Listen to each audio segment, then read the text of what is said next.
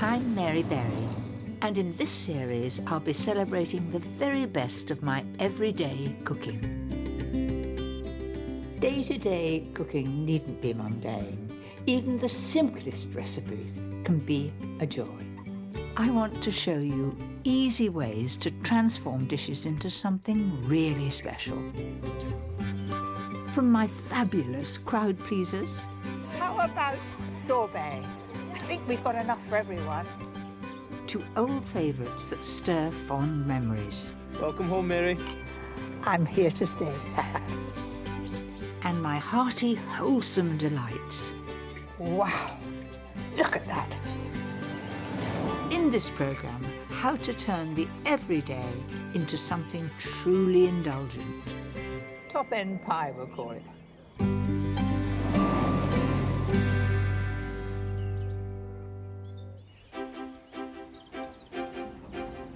We all have times when we want to spoil ourselves. Come on, my man, let's get going. Break off. Break off. All right.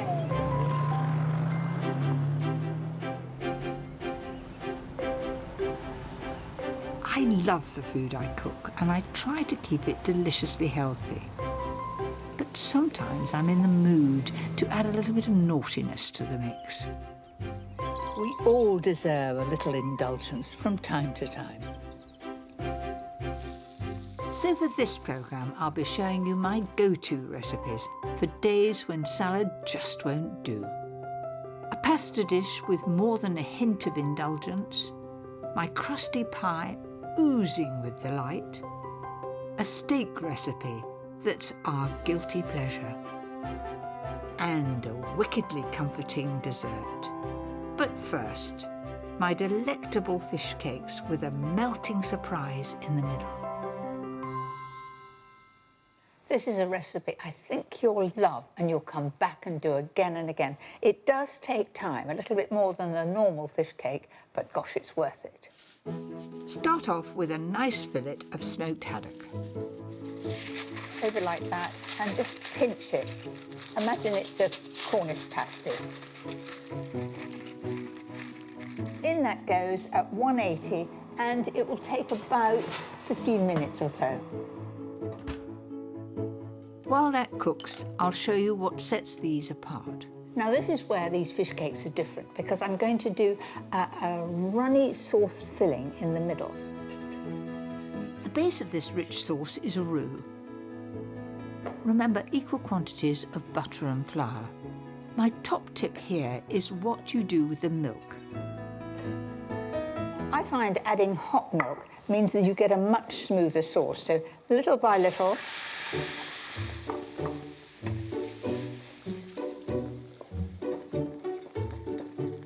Now that's just the consistency I want. Beautifully smooth. To make it truly luxurious, pep it up with a squeeze of lemon, half a teaspoon of Dijon mustard, 25 grams of freshly grated Parmesan. You can imagine this is really tasty and very special. And some chopped parsley and season. That is going to be beautifully tasty in the middle, and it's going to be a lovely surprise as you cut through. While that cools, let's see how my delicious smoked haddock is getting on. Gosh, it smells good. Adding the flavoursome juices is a simple way to give the sauce a lift. Then you just peel that skin off, and it comes off like a dream. We don't have a cat in our household, but you always say you keep it for the cat. Loosely flake the fish and combine it with that great staple, mashed potato. And it's about equal mash to fish. If you want to make it more economical, you add more potato. Once it's well mixed, roll into 4 good-sized balls. Gosh, it reminds me of bread making this. And now for the clever bit. So take each one and then make a hole in there. I don't want to go through to the bottom. I'm being very, very careful. and sort of pinch it. You see there? Then simply spoon in that indulgent creamy sauce and fold over the top. Leaving no holes at all, so you've got a sort of ball shape. Carefully squash them into a traditional fish cake shape before coating in flour, egg and panko breadcrumbs. If you have time, chill the fish cakes before you fry them. It helps them to stay firm. So keep an eye on them. We're going to get them nicely golden brown. Once they're a beautiful even colour, pop them in the oven at 180 fan for about 15 minutes.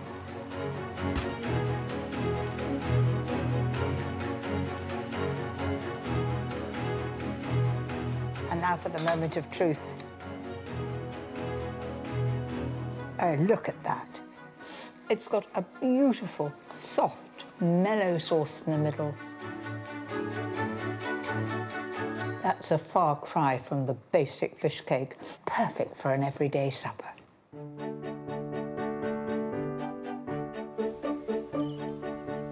After all my years of cooking, I still delight in bringing together simple, everyday ingredients to create a thing of pure indulgence, like this heavenly pasta dish. This recipe is deliciously rich, and I go back to it time and time again. This is orzo pasta. You may not be familiar with it, but I think it's delicious when it's well flavoured. It looks like long grain rice, but it's pasta, and in it all goes. Cook the orzo for about 9 minutes, and while that boils away, fry an onion in butter until it's soft. Turn the heat down and let it look after itself. Now I can prepare a couple of my favourite ingredients that will really make this dish. 2 fat cloves of garlic and lemon zest. I've got a lemon tree that I'm growing, I have to say, without too much success. I bring it inside in the winter, I feed it, but this year there are no lemons on it. I'll have to try harder next year. 4 minutes before the orzo is cooked, in go 200 grams of petit pois and frozen baby broad beans. Shell them if you've got time. Right, the onion is doing well. If it's taken a little bit of colour, that's fine. Then I'm going to add to that the garlic. The pasta is ready. I'm just going to drain that. Tip that straight in. For depth of flavour, I need 50 grams of parmesan. If you press lightly on the grater, I like those long threads, and it's a little bit different, and the flavour really comes through. That, I reckon, is about 50 grams, give or take. Thyme has a wonderful intense flavour, and I think it goes perfectly with Mediterranean dishes. I love the smell. If you actually chop the leaves, it's much more aromatic, and it'll give much more flavour to that. In it goes. I'm going to add some pepper and a little salt. In goes the juice of a lemon and the zest, and half of that fresh parmesan. Doesn't that look good? This is where you add a touch of luxury. This is creme fraiche, full fat, of course, and there it goes, absolutely delicious. This is indulgent, we're spoiling ourselves.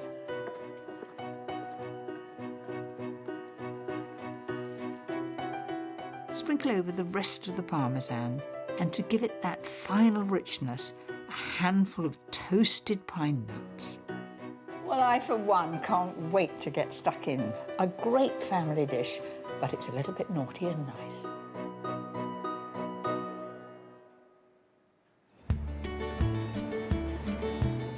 One of my husband Paul's greatest joys is to drive through the countryside in an old classic car. I love it too, as long as there's a great picnic at the end. It couldn't be a more perfect day, could it? England as it should be, in glorious sunshine. I could get used to this. And what could be better on a picnic than a good old British pie?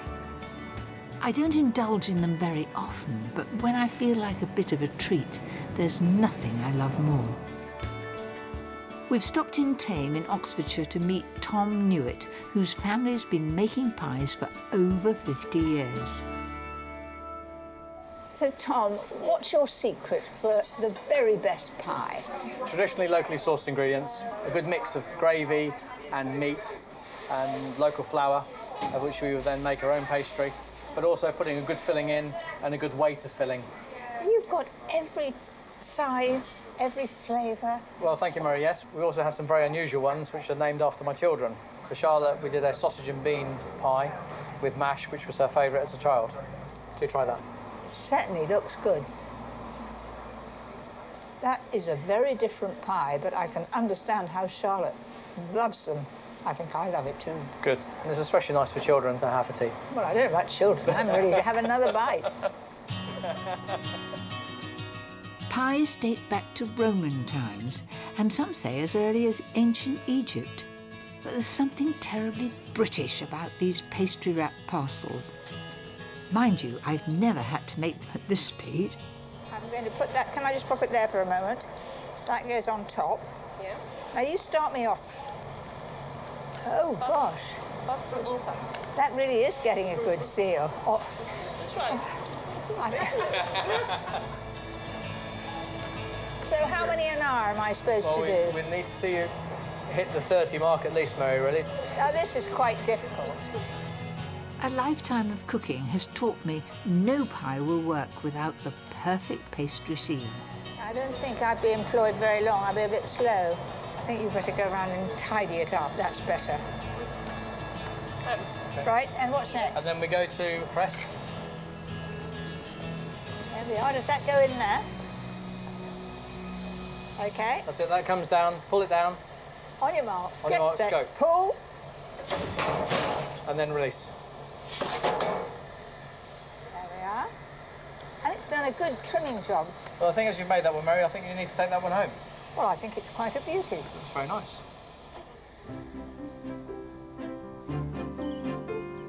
With a steak pie for supper and a couple of Scotch pies for lunch, it's time to go in search of that idyllic picnic spot.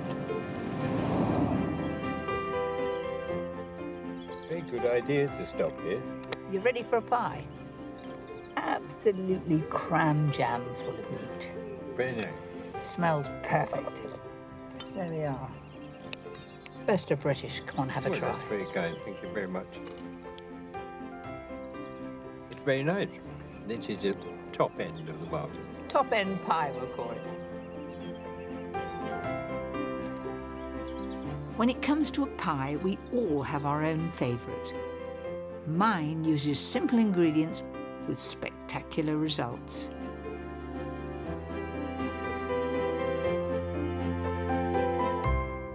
It's absolutely scrumptious. It's quite rich. There's a lot of cheese. I brought out the flavour with mustard. Let me just show you. So to start off with, fry a couple of leeks and an onion in butter. In goes 50 grams of flour. Just coat the onion and leek with that.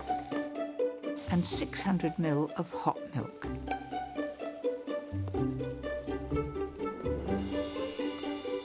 It should be the sort of consistency that it coats the back of a spoon. What lifts this pie out of the ordinary is the cheese, so don't hold back. 50 grams of mature cheddar and the same of Parmesan. So you see, a little bit naughty and very rich, but jolly good. Add some finely chopped thyme and season well. The cheese will be quite salty, so you don't need too much. And you know how I love mustard with cheese. I'm using French Dijon mustard, so in that goes.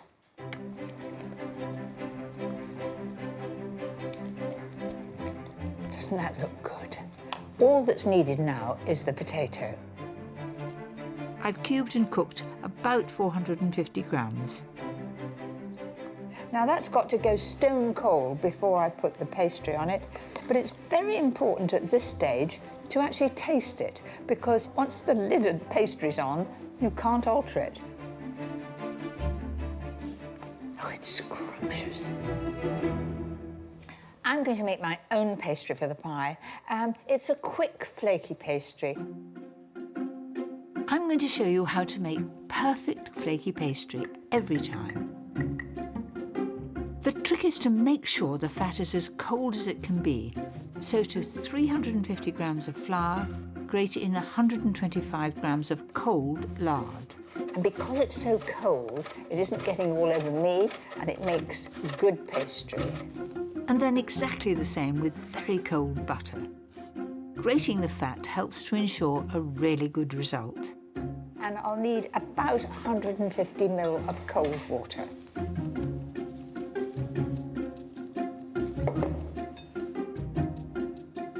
And then I want to get some air in the pastry. We've got the air in the pastry through grating the fat, but now I'm going to do it by rolling it out and building layers. We want a lovely, light pastry, so the more air you can get in, the better. And now I'm trapping the air in by pressing the two ends, like that, and then like that. A little bit wider. Take the end again, fold it over, turn it round, and do that 2 more times. Once you've finished, wrap it up and chill in the fridge for at least half an hour.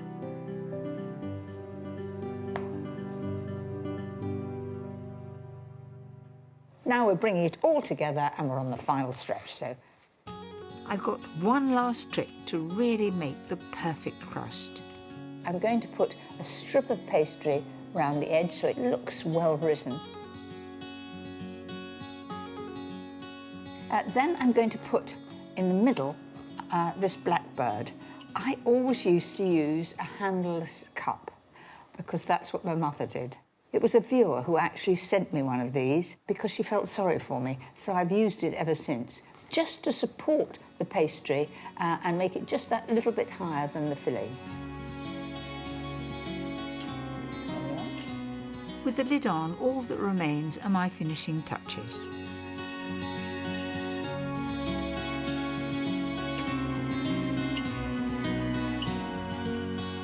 Bake in the oven at 200 fan for about 40 minutes.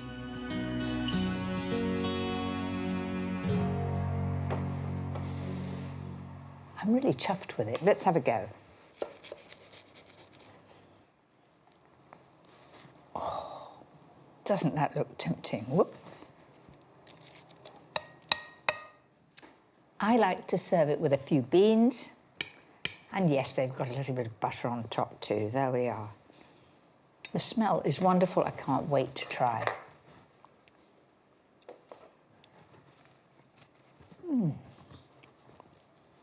That really is scrumptious. Paul spent most of his working life in antiques, and it's a passion we both share. When we have time, there's nothing we enjoy more than looking for that little something to add to our collection.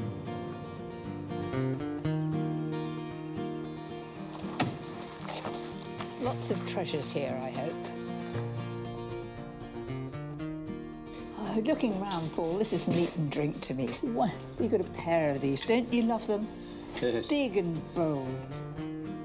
Paul's particular interests have always been books and art, and of course sport. Even when it comes to antiques, my passion never strays too far from the kitchen.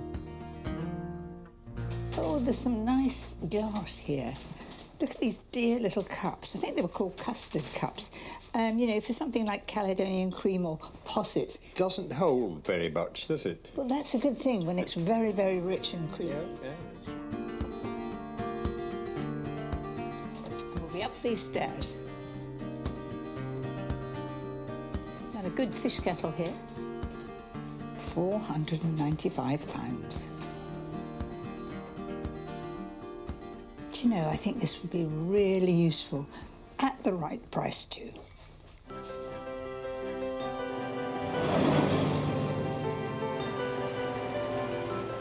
After a day of treats, what better way to end than a memorable supper? And there are two recipes I come back to time and again.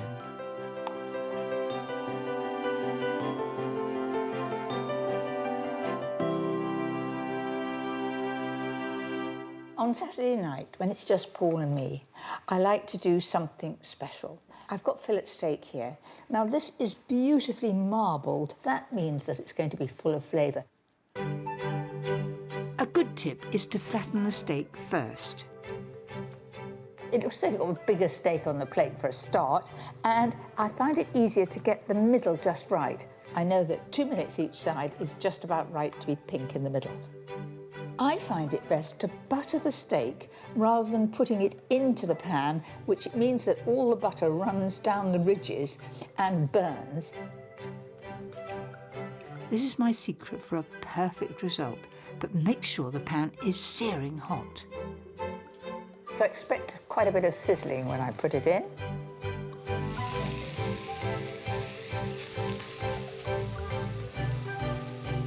Just before 2 minutes are up, repeat the trick with the butter. So over with the second side. Did I use a steak to woo my husband? No, I didn't use steak to woo my husband. I used to persuade him to take me out because I thought I'd like him to marry me for other things other than being a good cook. Once cooked, put aside and allow to rest. Now for my wonderful peppercorn sauce. Don't waste those buttery steak juices. Add them to 100 ml of beef stock. Turn that on and let it just reduce. To make this sauce truly scrumptious, into the stock goes half a grated clove of garlic, a tablespoon of Dijon mustard, and 1 of Worcester sauce. This makes it really piquant. And for a bit of naughtiness, 2 tablespoonfuls of brandy. I'm not going to do any of that flambe lark because I'm bound on a Saturday night to catch the kitchen on fire because I've usually had a glass of wine in my hand. We'll just not do any of that. In goes 150 ml of pouring double cream. Give it a little whisk there.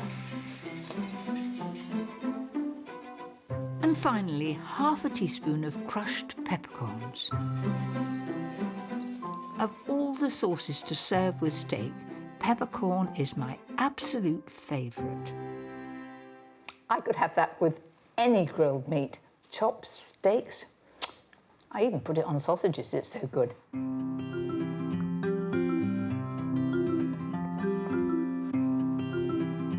That's just how I like it.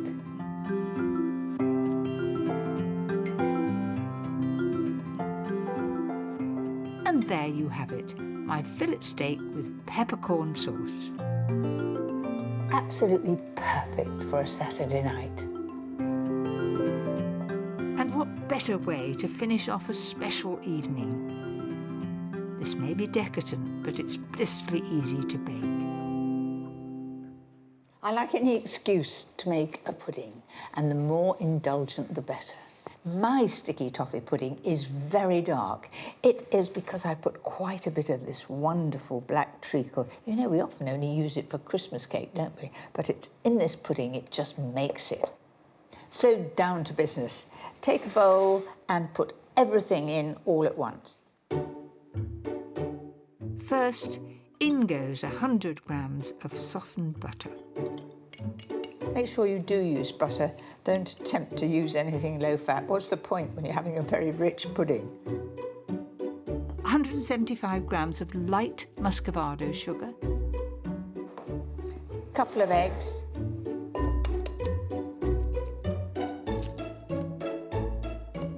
,225 grams of self-raising flour and 1 level teaspoon of baking powder. This is an important part of the recipe. If you put too much, it'll rise up and fall down again. And 1 teaspoon of bicarbonate of soda, in like that. Next, that gorgeous black treacle.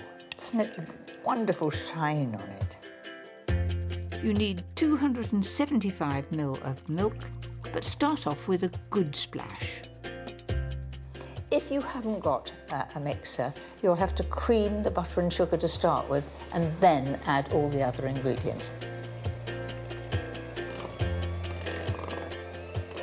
Add the rest of the milk and continue mixing for about 30 seconds. That's done. Does have a slightly curdled look about it. That doesn't matter one bit. It bakes beautifully. Pour that rich mixture into a well-greased baking dish. It's already very tempting. Push that towards the edges. Oh dear, I seem to have just left a bit on the side. That goes in the oven at 160 fan for about 35 minutes. Now for the sauce. It is really wicked. Rather like making the sponge, everything in the bowl, this is everything in the pan, so very easy.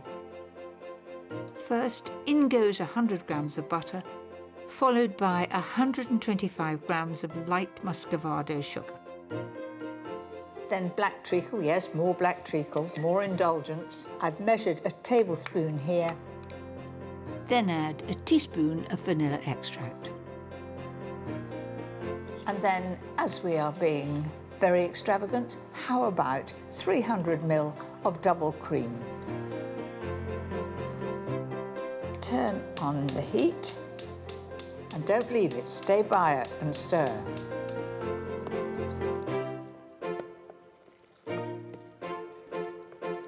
Oh, it's a really lovely smell coming up. So half of that will go over the pudding and half of it will go in my newfound jug. I really love this. It's well balanced. It was quite a find.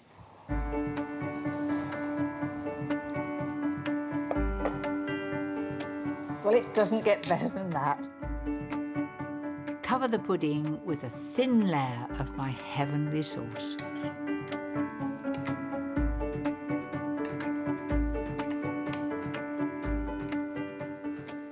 How about that then? Doesn't that look wonderful? Oh, I catch the sauce there. And believe it or not, I'm putting extra sauce on it. Over the top. Look at that shine. I can almost see my face in it. It's sheer heaven on a plate. I think it's my most favourite hot pudding.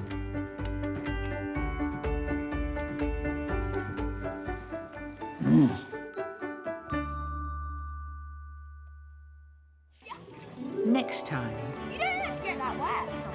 my everyday dishes to delight the people who eat my food the most. My family. Not bad, is it? Very, very good.